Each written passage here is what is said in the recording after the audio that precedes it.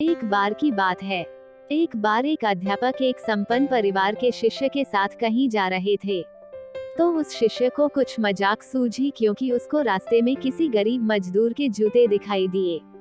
उसने अध्यापक से कहा, गुरुजी, अगर हम इन जूतों को छुपा दे तो कितना मजा आएगा।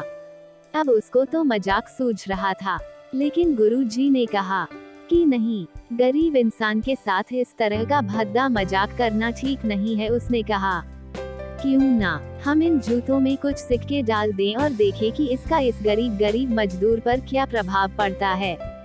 उन्होंने ऐसा ही किया। जैसे ही मजदूर अपना काम करके लौटा और उसने एक पाँव अपने जूते में डाला तो उसको कुछ कठोर सा महसूस हुआ। उसने अंदर हाथ डाला तो उसको कुछ सिक्के दिखाई दिए। वह थोड़ा आश्चर्य में पड़ गया। आसपास किसी को देखा तो कोई भी दिखाई नहीं दिया।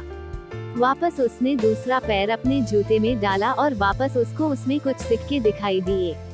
अब दोनों जूतों के सिक्कों को उसने अपने हाथों में रखा और प्रभु की तरफ इशारा किया, हे प्रभु, पता नहीं किस भले मानुष ने यह सिक्के मेरे जूतों में छुपाए हैं, लेकिन जिसने भी छुपाए हैं उसको मेरी दुआ है ताकि इन पैसों से मैं अपने बच्चों और पत्नी के लिए कुछ खाना और दवाएं ला सकूंगा। और इतना बोलकर वह चला गया।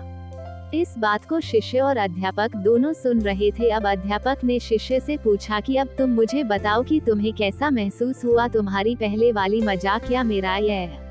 तो उसने कहा कि गुरुजी, मैं आपसे क्षमा चाहता हूँ। अब मुझे समझ आ गया है कि सच्ची खुशी किस चीज में है। जब हम किसी की मजाक उड़ाते हैं तो हमें कुछ पल का आनंद मिलता है, लेकिन इससे हमें बद्दुआ मिलती है।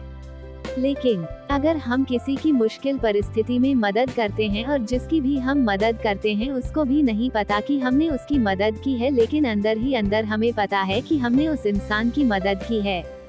यही सच्ची खुशी है। जब हम दूसरों को खुशी देते हैं तो हमें सच्ची खुशी मिलती है।